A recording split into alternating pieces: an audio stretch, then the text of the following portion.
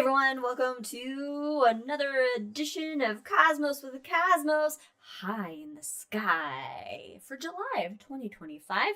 I'm Liz. I'm Fritz. Whoa, I'm Brandon.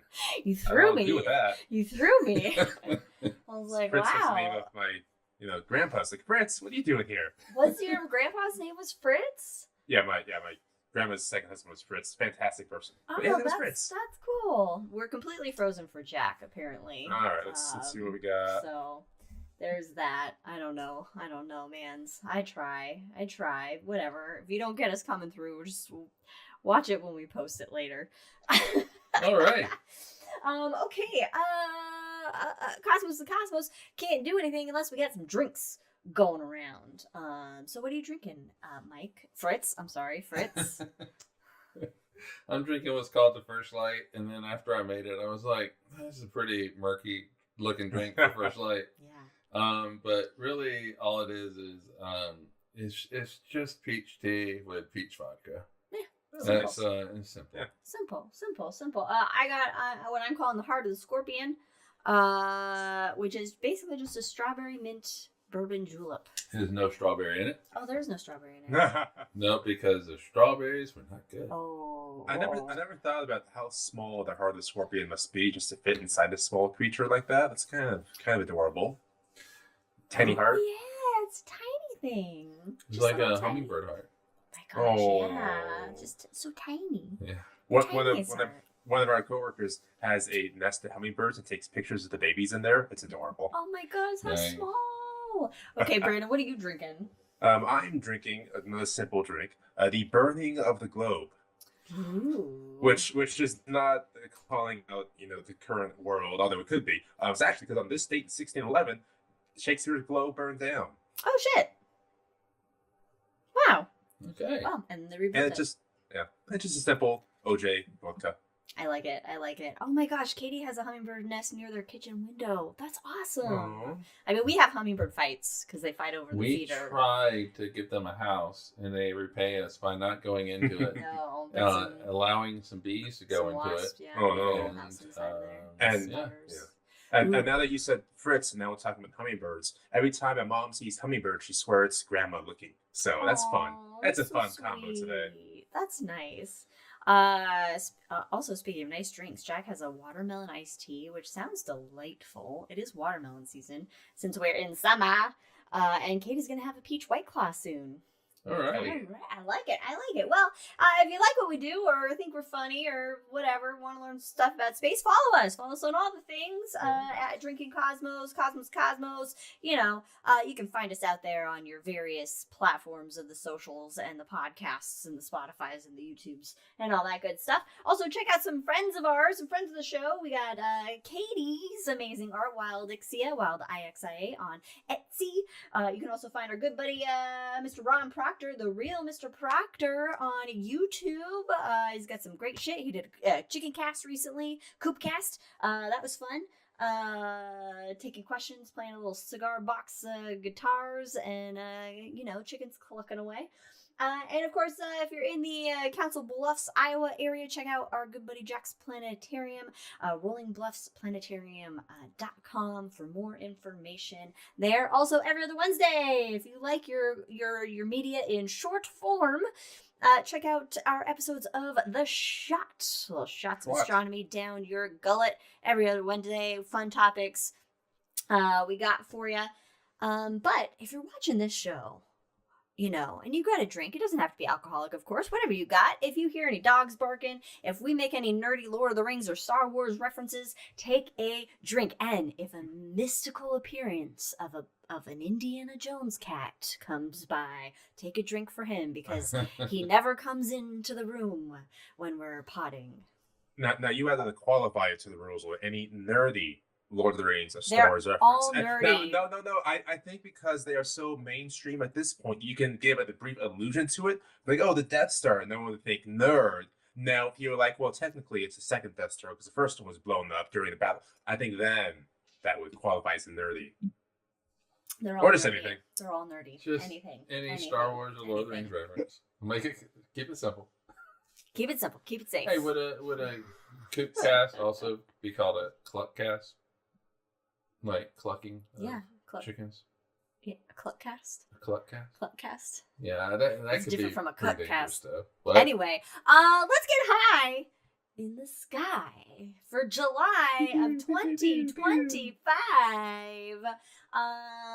Now, okay, in our human lifetimes, as we go through the seasons, the sky is going to basically have the same constellations throughout the whole year at different times of year that they're up and visible, right? Things are moving in space, things are changing, but for our lifetimes, it's not moving fast enough for us to notice you it. need to be like Elrond to see those differences. Yeah, so if you happen upon this episode in the year 2035 or 2225, the sky's going to be pretty similar to what we're talking about now. So it's still going to be relevant in the month of July. And our constellation highlight of this month is Scorpius the Scorpion. Hey. It's beginning to rise. In fact, I was outside last night. I went to let the dogs out to go potty before bed, and I happened to look over to the south, and I saw Scorpius coming up there. So it's a good one to look for. It's a bright constellation, so you can spot it in light polluted area. Just look for like a big letter J or a big fish hook that has like a bright red star kind of in the middle of it. Under that, like, I don't know, bar of the J, whatever you call that bar part, the top part. Anyway, that is Scorpius the Scorpion. Its head being that bar part, and then its tail kind of, its body and its tail. The hook as its body and tail. Thank you. That's why I have you here, for better descriptions of things than I'm doing. The main star in Scorpius, that red star that's very noticeable, it is named Antares, which means rival to Mars, because it looks like the planet Mars. Scorpius is a zodiac constellation, means it falls on the ecliptic, which is the path of the sun across the sky. Therefore, the planets also travel along the same path. So sometimes Mars and Antares, its rival, meet up, have a little battle, have a little war up there. Duel. God of War. A duel up there. A duel of fates, if you will. It's the second drink. That's the second drink. You need... I did the wrong button. There we go. It's the button I'm looking for. Liz missed the first drink. She missed the first one. You're too What was the first focused on the drink? actual con. I straight up said Elrond.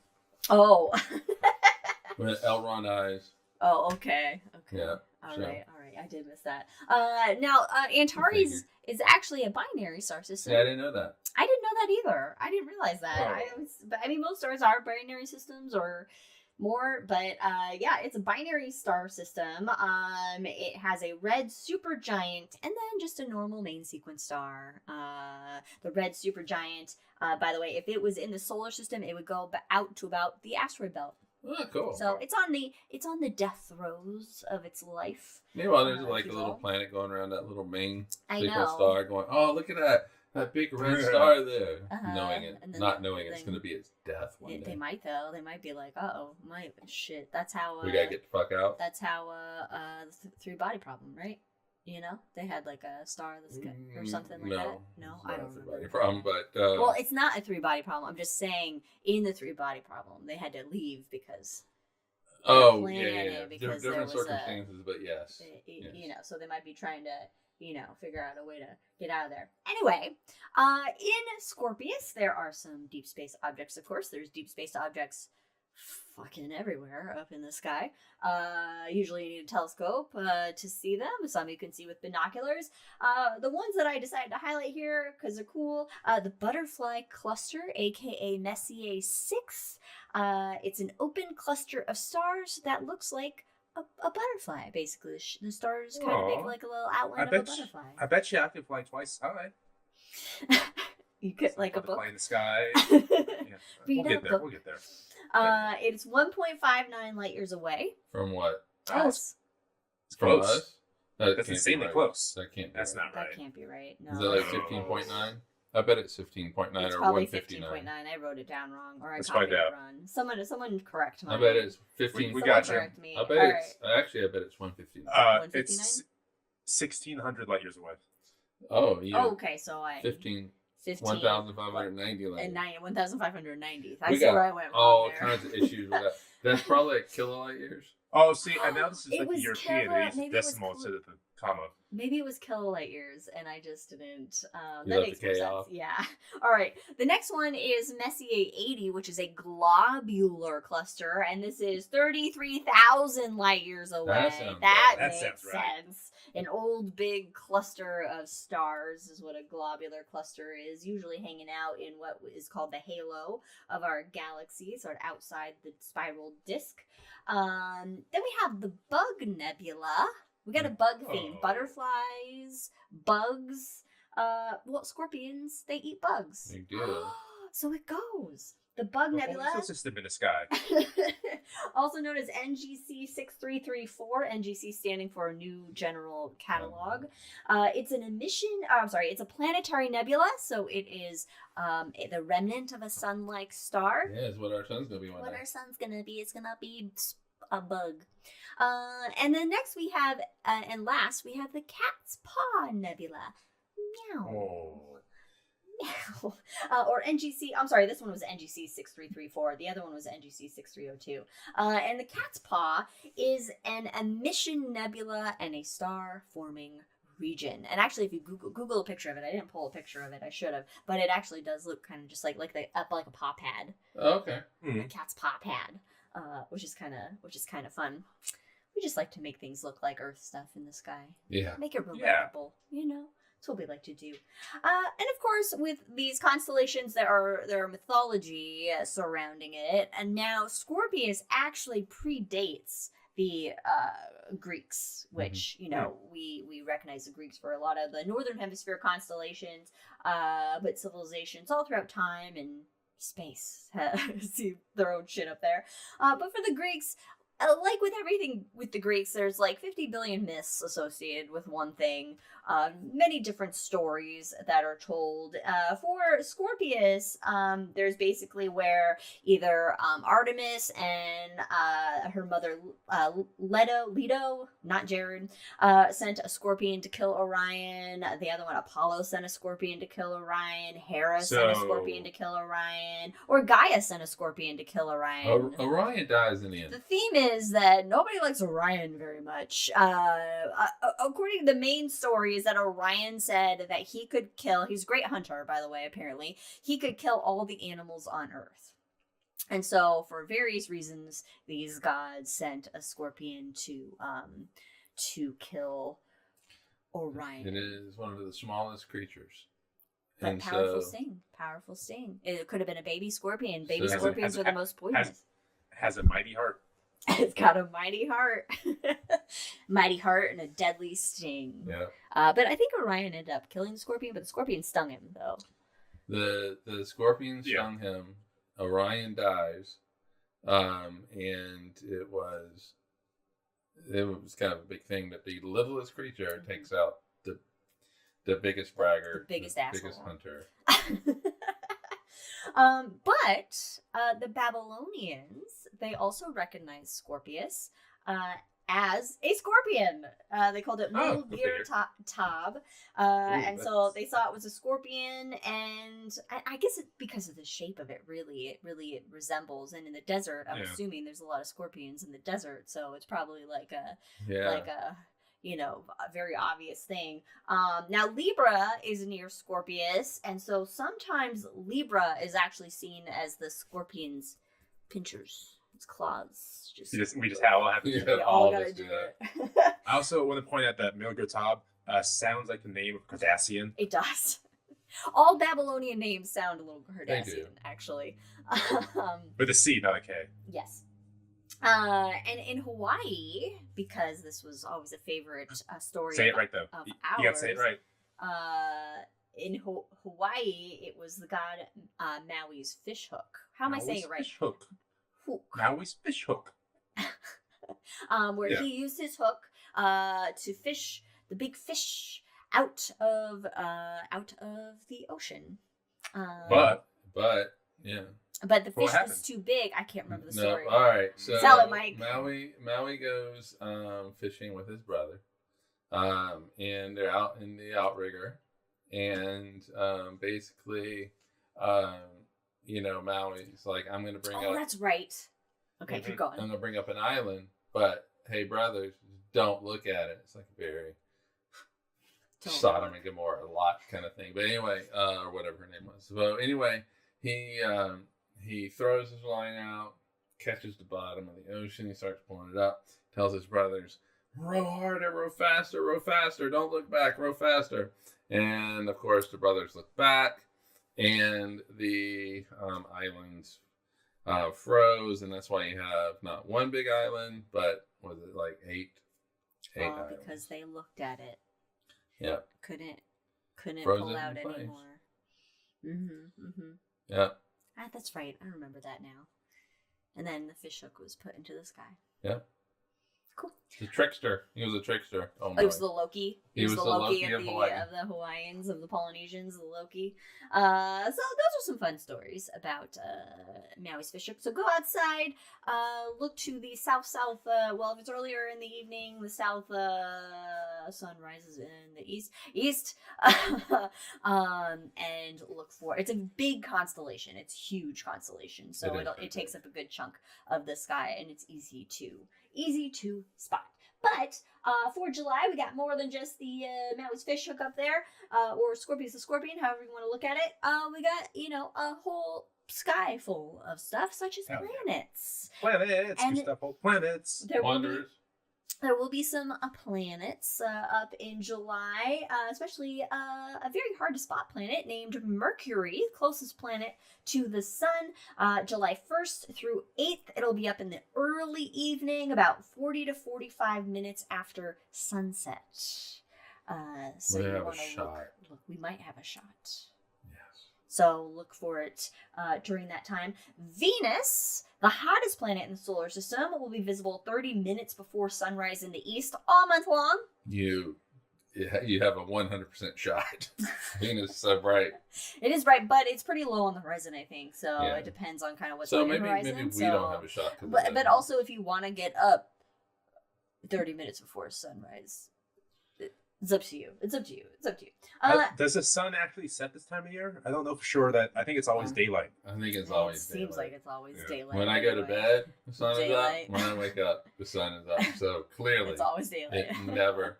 I don't even turn on the outside light anymore. The sun never sets on Cosmos. And the last planet up is Saturn. Jupes is out for right now. Jupes is up during the daytime, so we can't see it because that big bright star called the sun blocking our view of everything. But Saturn will be rising in the east a little after midnight in the beginning of July, and then a little before 9 p.m. by the end of the month. And it'll be near the new moon, it'll be near the moon on July 16th. So that's an easy way to help you identify Saturn is on July 16th. Just look by the moon and Saturn will be hanging out. Saturn. Yeah. Yep. Moon, Saturn. Easy enough. There are some celestial events happening in July. One of those being I just have one. I just put one. I think I didn't go back and put anything else. But July 10th is the full moon, which is the full buck moon. Ooh. And that's when the antlers of male deers are in full growth mode. Full growth mode. Full growth mode. What does full growth mode mean? It means they're growing. They're going fast? Yeah, they're sprouting, they're coming up. They're getting out there. So that's when we have the full buck moon. I wonder how many of these moons are now incorrect due to climate change. Like the seasons are shifting, temperatures, things, traditional happenings are moving slightly. Like, is this still the antler moon, the full buck moon because of that? I don't think that's... But I bet like some of the ones involving like when plants harvest come into moons, the harvest and stuff like that. Might be it shifted a little bit. Off. I don't know. I mean, the majority of these full moon names do come from we get them from various Native American tribes, early colonial settlers, that kind of thing. So, I mean, things have changed over time, but I would say in general, it's probably pretty on track with the seasons. Still For now. But we do have a meteor shower watch for All right. 2025 in We July. need music for that. Meteor shower watch. The Delta Aquarid meteor shower, it peaks on July 29th through the 30th. So end of the month meteor shower, and you can expect 10 meteors per hour. So not a bright one, but still something. Well, not a lot. Not a lot. So if you are in Portland or Phoenix or some other big city, you probably won't see it. But luckily, No. the full moon being on the 10th means that the moon should be probably in a crescent phase by then, right? So the moon shouldn't 2 be weeks. too much. Oh, yeah, it'd be or quarter phase. Or quarter phase, so at least the moon won't be super bright, so there's a shot of seeing and it's some. best. Meteor showers are best viewed after midnight. The moon will have set at that point, so you got a shot. Yeah, so it'd be good. You just got to deal with light Just pollution. go out, and it's July, so it's warmer at night, so you won't be freezing to death. Just get a blanket, get some whatever, and lay back and just look up the sky and enjoy. And get high. Hey, in the sky. What was the meteor shower that just occurred? Just occurred here at the end of June.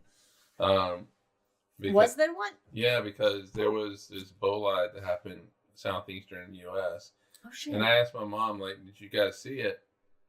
No response. But so I guess they didn't see it. I probably would have gotten a text like immediately. Hey, and it was associated with some meteor shower. Really? Because when I did the June episode, I didn't have anything pop up for a meteor shower in June. Huh? Well, What? maybe it's a very minor one. Maybe that just was coming in a little bit too hot. Well, it did. I mean, there was like dash cam. It was like we're in Russia, but this was in Georgia. Chelyabinsk. Yeah, and they saw it, and apparently it landed somewhere in Georgia. But at the time that I read about it, they hadn't found it yet. But they thought there was some like radar thing that made it look like a specific part of Georgia. It's probably Have alien. you guys seen a bolide in real life? I have not seen a bolide in my life. I've seen some really bright No. meteors. Yeah, I've seen some like bright shooting stars. But never years a bolide ago. like that. A couple years ago, when they're still building the giant skyscraper apartments next to me, it was like in the morning, and I heard this big collision. I go, "Oh man, they dropped something. That sounds really expensive." And I found out in the news a couple hours later, it was actually a bolide that exploded, and I heard it. That's cool. Yeah, that was That's pretty really cool. That's really neat. I mean, I would love to see one. Oh yeah. Yeah. The odds are very small, astronomical odds. Yeah. See what you did there? That is very true. I like it. All right, well, that's kind of all the night sky stuff I have for July. Not a super active night sky. I mean, one of the main things to see in the summer night sky is the summer triangle. I mean, we've talked about it a lot, so I wanted to point out Scorpius, but the summer triangle is the brightest stars of three constellations that are up there: Lyra the Harp, or the Claws of the Scorpion, Cygnus the Swan, and Altair the Eagle. Those are popular ones to spot up there as well. But we always recommend just, hey, you know what? You got a clear sky. You're up late. Go out and just look up and check it out and just become one with the universe. Keyword: up late this time of year. Yeah, you gotta be up real late because the sun never sets. All right, well, let's check out some astronomy news. Now, this episode, I kind of designed it to be a little shorter because we thought that Indiana's vet appointment was a drop-off and we would have to go pick him up after the show, but it turns out it was an in-office vet appointment, and so we don't need to go pick him up after the show, so... Hence drinks. That's why I do have a drink. So, astronomy news, there's some big piece of news that we will get to, but we'll save the best for last. But one really cool thing is India sends its first astronaut in 41 years to space. This is Rakesh Sharma became the first Indian to fly to space aboard a Russian Soyuz in 1984. That was the first occurrence. And the launch of the Axiom 4 mission took off with a multi-country crew, and one of those crew members is Shubhanshu Shukla. He's the group captain. He's from Lucknow. I've been there. I know. I was like, oh. And the Indian Space Agency called ISRO, they spent $59 million to reserve a seat for him on the Axiom 4. That's about the running, yeah. Yeah, this is a private commercial flight. I believe that one also had Peggy Winston on board, former NASA astronaut. Yeah. Yes. So Shukla, he's the pilot of the mission. And actually the crew is doing over 60 science experiments. They went to the ISS, and 7 of those experiments are from India. And some of those include growing 3 strains of microalgae, which could be used as fuel or food, or oxygen too. Life support systems. Yeah. This is Brandon's favorite. Investigate how tardigrades do in space. We haven't brought that up in about a year. But now that we're on it, let me tell you about tardigrades in space and why they don't belong there. And they're it just sounds like it's like, like a 1950s tardigrades in space. Totally 50s sci-fi esque. And then they're also going to look at like the impact of spaceflight on 6 varieties of crop seeds. Okay. So that's fun. So there's some stuff going on. It's not just a tourist flight to the ISS, but congratulations to Shubhanshu Shukla for being he's actually the first Indian astronaut on the ISS. Oh, okay. And the second that India has sent to space. So I gotta answer a question in the chat. Okay. How was luck now? 20 trillion people. Well, you're in India, so amazing food. Everybody really nice. I was there in wedding season. I could not get a hotel at first. They got me in a place that was was that really it was the one? worst place that I had ever stayed at. I mean, ever. Take the worst place that you've ever stayed and just reduce it by a trillion. That's pretty bad, Mike. Yeah, it was terrible. But anyway, there are no rules when it comes to driving.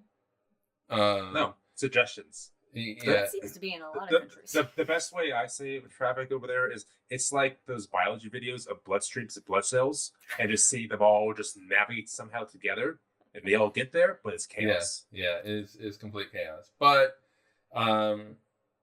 as always with India, the 2 times I've been, everybody amazingly nice.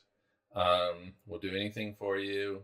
They take care of you, and the food is just it's amazing. It's if you ever have a chance to eat authentic Indian food, which generally I think if you just go to an Indian restaurant, it's probably but when you're in India, avoid the chutney. Avoid the chutney. Avoid the chutney the first time. Is that just because of your tummy?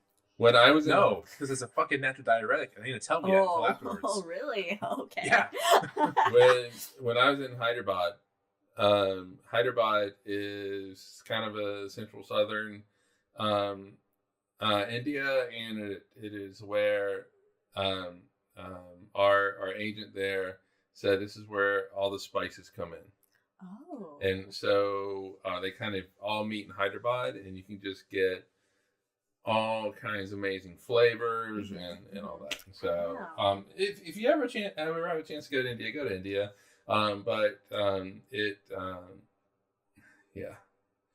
It's a long trip though, very long trip. Yeah. Apparently we're freezing up every 2 seconds, but look, it's just I don't know. It is what it is. It is what it is. We're not professionals here. Okay, so okay, India.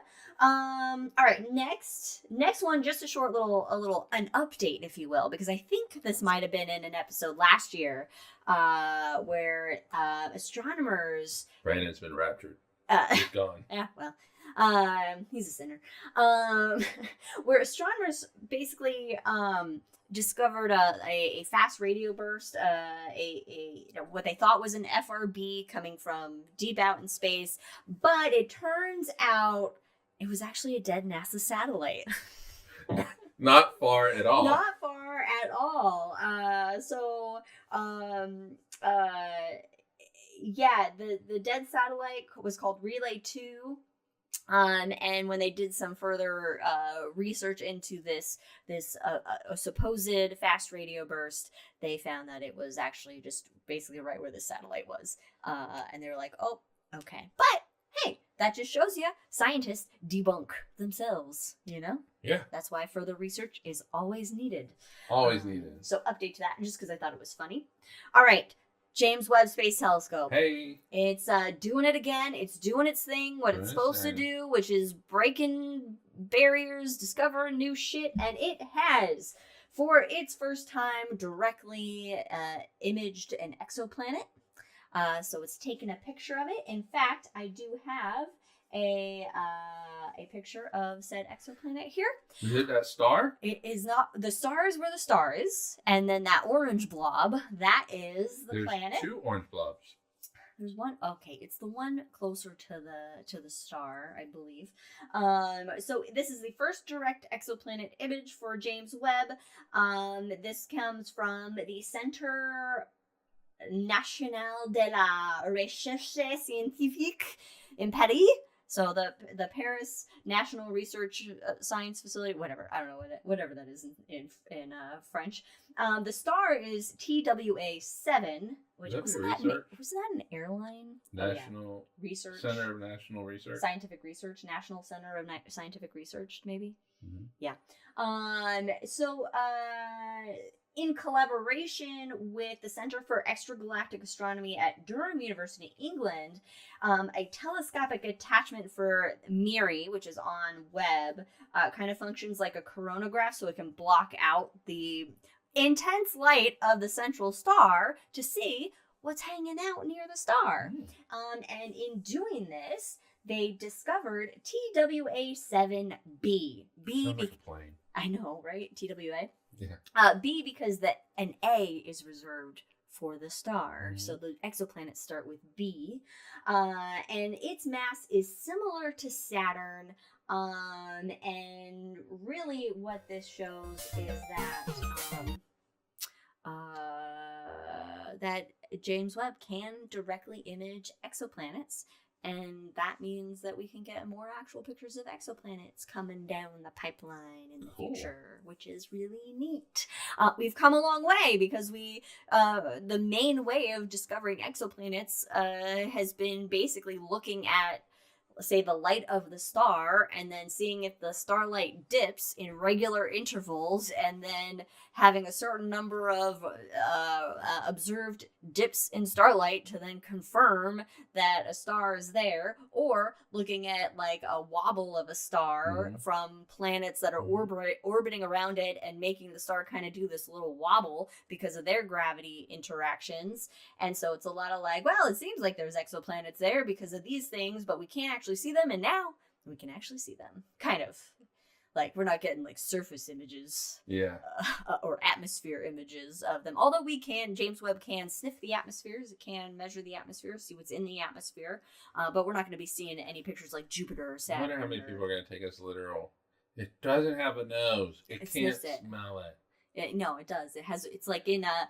it comes out of the... Yeah, it has a nose that like just... If you look closely at the honeycomb structure, the very center, the 2 small holes, those are the nostrils to smell the space stuff. It's actually... They actually repurposed the big nose. This is a very, very big throwback. It's actually the big nose from Double Dare that has the slime, nice. and then they had to climb up it to get like a flag in the nose or Yeah. whatever. Yeah, okay. Wow. Right? That's a callback. I appreciate that. I'll drink to that.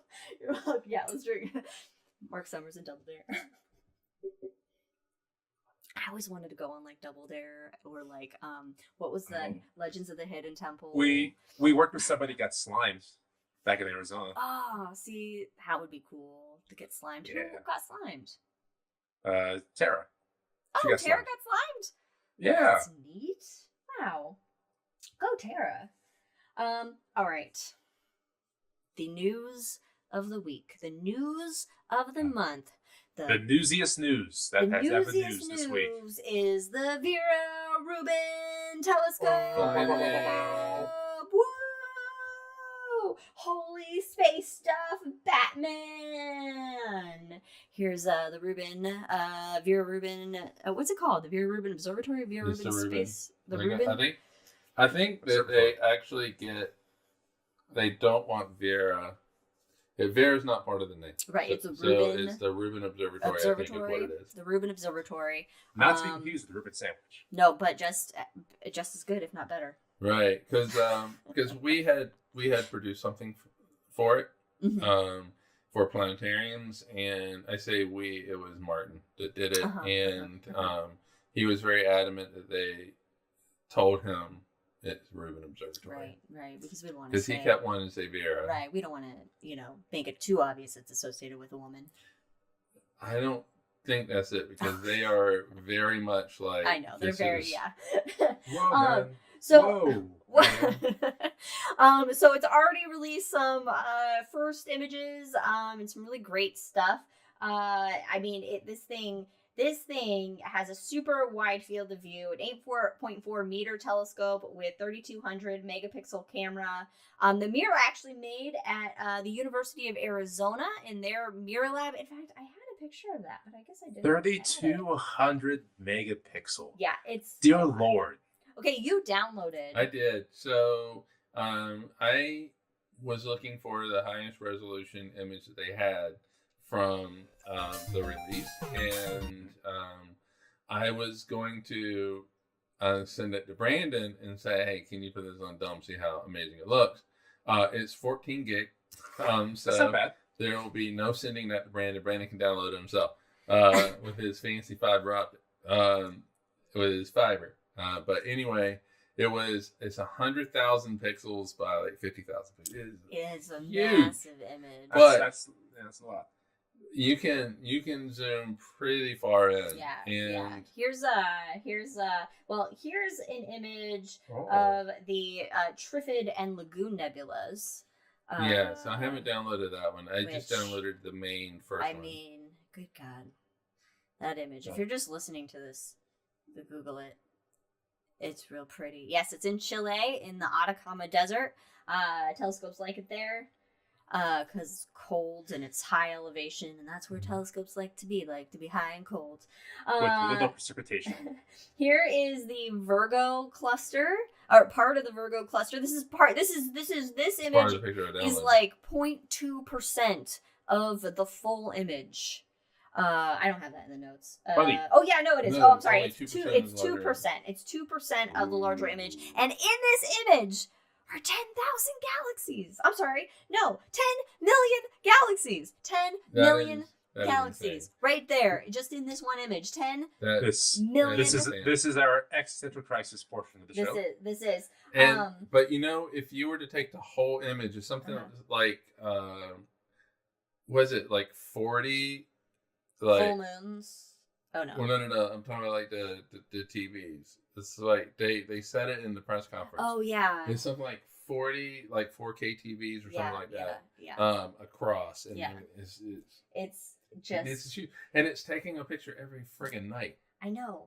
It's insane. It's sort of doing a whole like a sky survey, and it's expected in its 10-year mission. It's expected to observe 20 billion galaxies With a B. With a B. And that's just like a drop in a bucket of how many galaxies are in the universe. That's just like It's such a pretty picture. sprinkling. There's only one galaxy. Only one that matters. The other island galaxies are just with the clouds up there. Yeah, just puffs. In addition to galaxies, though, it also has found some other stuff, and I have a video here without audio. Let's see if it plays. I might have to refresh it on screen because we're going to get a YouTube ad, of course, as always. They have not sponsored us. But basically, Puppy. also asteroids. Over 2,000 asteroids, That new is- asteroids Yeah, that these we are, didn't know about before. We're seeing it in just this one observing period that Yeah. they did. So they ended up finding all these fucking moving things, and they're like, hey, these are asteroids. It just shows that we're there's a lot of asteroids that we should probably, I don't know, be on the lookout for. Keep an eye out for. This is insane. This is over 7 nights. That's 1 week of observing. One right there. week of observing in and that little bit of the sky. over 2,000 asteroids. I always love when they do Yeah, it, yeah. the 3-dimensional. Yeah, and just show. So we just looked at just a section. So there you have it. Vera Rubin, lots of exciting. First light, lots of exciting. Even though it had things. first light a long time ago, but Lots of exciting things to come from Vera Rubin. So it's going to be really, really neat to see what it sees and what we learn about not only just how many asteroids are out there or, galaxies or whatever, but dark matter and dark energy. So, Did I'm you- just now seeing the video that you're posting, and it's fancy. I like this video. Look at those asteroids going around. I know. 2,000 of them. I Did mean, you- That's cool. Did you mention that did you say it's like the biggest camera ever put on a telescope before? I didn't, but it is. It is the largest camera ever attached to a telescope. I can't remember how big they said it was. It's like a school bus size camera or bigger. It's big. It's big. but- It's big boy. It's like the This- size of the Hubble. They have a camera the size of the Hubble Space Telescope on Yeah. this telescope. And the telescope itself can slew from one side of the sky to the other in like I don't know, 10 seconds. It goes it's fast. really fast. It's fast moving. And it is the fastest moving telescope there is Mhm. for this size. And it's going to take pictures of the entire sky. Mhm. And it's This is why we need to keep being funded for years, people. Yeah. Funded. Yes, but Yeah. it is going to be funded for 10 years. Imagine what we're going to find in 10 years. Might even get that Planet 9. Which, It does have the capability yeah. to. So astronomers, a lot of astronomers are pretty sure that it exists based on stuff that Math. that we see and math orbits and of orbits. Neptune being all screwy. Yeah, and so it's a very Uranus Neptune kind of thing. Mhm. And so hopefully, but for 10 years, it doesn't mean that it's going to shutter in 10 years. It'll just move to a different phase. But so it's going to be very exciting. I mean, think about where we are in time, where we have the Hubble Space Telescope, James Webb. which completely paradigm shifted a lot of things. Yes, with- once they With, fixed the camera. with technology still from the 70s. yes. Yeah. Because Hubble was and- launched it went in, what, 90s. 91, 93? Yeah, it was early 90s. Yeah, launched early 90s, technology 70s, and constructed in the 80s. Really fixed, in 94? Yeah. Yeah. In 98, just blows up the universe with dark energy. And then, we are landing rovers on other planets. We have Mainly left the Mars. solar system with the Voyager spacecraft. Mhm. The James Webb Space Telescope, which is going to revolutionize how we see and understand the universe as well. The Rubin Observatory. It's just all of these amazing And, technological Right. instruments that we have to And- see the universe. and now a call to action. Should the newest NASA budget go into effect, we will for the first time have no missions being prepared to go to Mars. We will cancel the Voyager missions. The Hubble severely decreased. We will be in a severe amount of pain. So, call your people. Yes, and that 'Cause sets we're in us a great back. position. Why right even now. cancel Voyager? They're already out there. They don't run off a lot of Well, you still power, have people so... that are Yeah. collecting that Juno- data and Juno stuff will like that. end early. No, Juno. Juno ends in September. Juno's coming out soon, but still. Yeah. And so, it's not like Nancy Grace Roman telescope. will be canceled. this is not a good analogy, but it's like, okay, if we decide to not get a pizza tonight, we can easily go get a pizza tomorrow. If you Right. cut the budget for all of these, if you slash the budget for all of these things, it's not like you can just pick it up tomorrow. So a Yeah. new administration comes No. in, You can't just It pick takes it up. years. It takes Yeah. And there's a years, brain drain decades. occurring where the best engineers, the best scientists are being poached by the countries that are actually welcoming Mhm. Yeah. to science. Mhm. Go Mhm. figure that. This And the is- people, this is hangover territory, but that same budget has the Space Force budget, I believe, being over $30 billion. Whereas NASA's would be, what, 18 billion, the lowest since 1961. Fuck Space Force. Fuck Space Force. And when Space Force. we are not in the hangover or something like, I need to vent about Space Force for a second. Space but Force. Space Force. it will not be in the hangover or in this episode. If there's one thing we can look at through history of society, it is that the technological advancement of a civilization, of a society, makes that society grow and improves the lives of everybody in the society. From when agriculture was first developed, that allowed people to stop wandering and stop that nomadic weight of life. So big cities could begin. You had, technology, and when we think of technology, we think of things now that are like computers and stuff, but like aqueducts are Right. technology. Yeah, You like know. technically a door is technology. Yeah. A wall, a roof is technology. Yeah, so like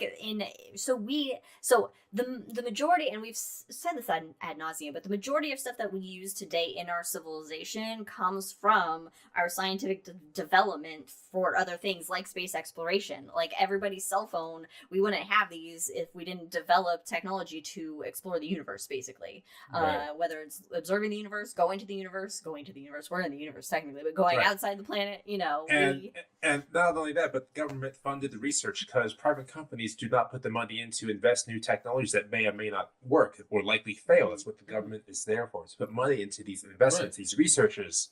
Who knows what's going to go? Companies here in the West are all about making profits. So Yeah. it's a capitalist society here in the West.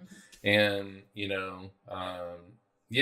but, we're only 400 years from first telescope, Galileo rolling balls down an incline plane. We're 350 years from Newton figuring out how we can go to, to the moon and places like that. We are, that's a blink of an eye in human history. And just imagine how far we can go. We've only been sending rockets up since the 40s. Imagine how far we can go. Backwards we can go. That's true. That's true. And that is why, think about how far we can go in the next 100 years, because it's very much exponential growth. Yeah. So that is why you need to call people. You need to resist the slashing of the NASA budgets and the science. It's not just NASA. And It's it the does NSF. it does Yeah. affect, and also NASA it works internationally with everybody else, so it does affect. It's not just an isolated problem to our country, but it does have an effect on our partnerships with ESA. NASA's already pulled out of 60 conferences. Yes. Like this is I read that apocalyptic. and that lack of presence is being felt. Oh yes, Is being felt. There's a leadership vacuum. Yeah. All right, well, this sounds like good. We can just talk about this more in the hangover rather than the main episode. I said this was going to be a short episode because we thought we were going to have plenty of stuff to do, and we didn't. But that is the high in the Shortest episode you've ever done. sky for July. So I think that it's just important for everybody every now and then to just, go outside, appreciate, listen to the sounds of nature around you at night, look at the sky, and just... You don't even have to know what you're looking at. Just enjoy the universe. Just enjoy the universe and just appreciate, the air in There your is a lungs. peace. There is a peace at looking at eternity. Oh, that's beautiful. Where's that from? I don't know. Cite your sources, Brandon. There's a peace. So sometimes you can just say things out of your own. Okay, is that your own, Anyway, Brandon? I love follow us in all the things. See us in 2 weeks. Brandon said he was going to do that show, so we'll see what he comes whatever up that is, we will find out together, folks. Yay! All right. All right. Nice. And of course, if you want to know what shenanigans we get up to after the main episode, then check out Sweet The wish. Hangover. But thank you guys for joining us. We will see you next time. Cheers, everybody. And resist. Mr. Baggins.